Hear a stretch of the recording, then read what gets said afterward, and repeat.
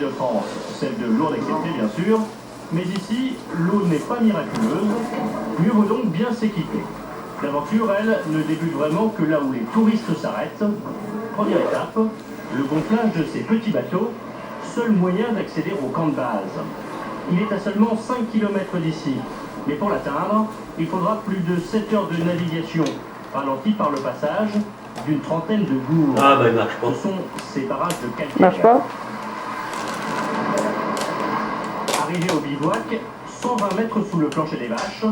En matière de confort, le spéléologue s'accommode de peu. Tant mieux pour lui car l'expédition va durer 7 nuits.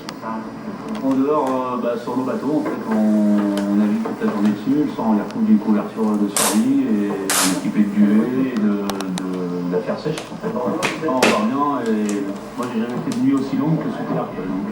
Pendant cette mission, chaque trou, chaque faille dans le rocher sera explorée, avec à chaque fois le rêve de revivre les découvertes de précédentes expéditions.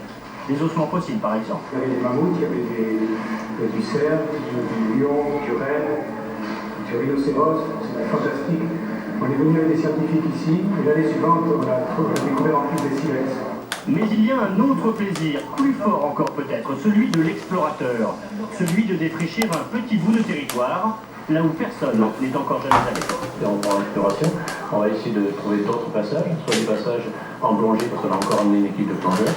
Et également des progressions dans les voûtes. C'est toute la magie de cette aventure, l'inconnu, la terre vierge, à l'aplomb de ces paysages magnifiques.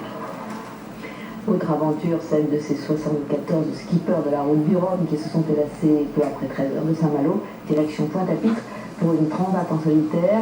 Des dizaines de milliers de spectateurs étaient présents pour assister au départ. Au reportage de Martin Zara et Sébastien Maillot. Pour en acheter un.